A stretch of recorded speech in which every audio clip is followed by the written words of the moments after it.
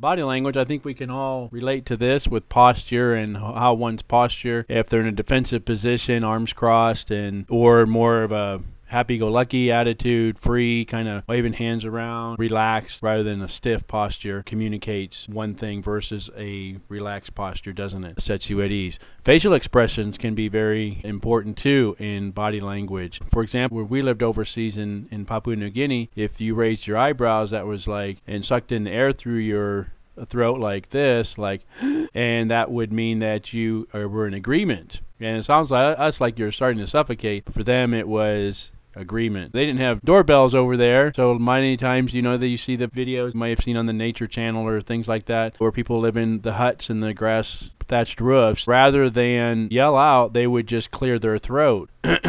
And that would let you know that somebody was outside and wanted you to come out, more of a polite way to do it. We realize that other cultures have certain things like that as well. Facial expressions can mean one thing in one culture and another, obviously, in a different culture. Eye contact, for many cultures, it's offensive to stare somebody in the eyes. In our culture, Western culture, I should say, America especially, if you don't, it's rude if you're not. It's like, well, how come you can't keep your eye? You're hiding something, you know, kind of shifty eyes. We talk about public displays of affection. In many cultures, it's very offensive, Middle Eastern especially, but also in other areas. I know when we lived in New Guinea, women and men never held hands, but men could hold hands with men in public and walk down the street, and you'd see that, or I shouldn't say the street, but in the village or the jungle, you would see them holding hands, but never with their spouse or a lady. Put yawning in here because that was another interesting thing. When we think about yawning here, it means you're tired. For us, an example, in the culture we were in Papua New Guinea, it meant that I was hungry. So I would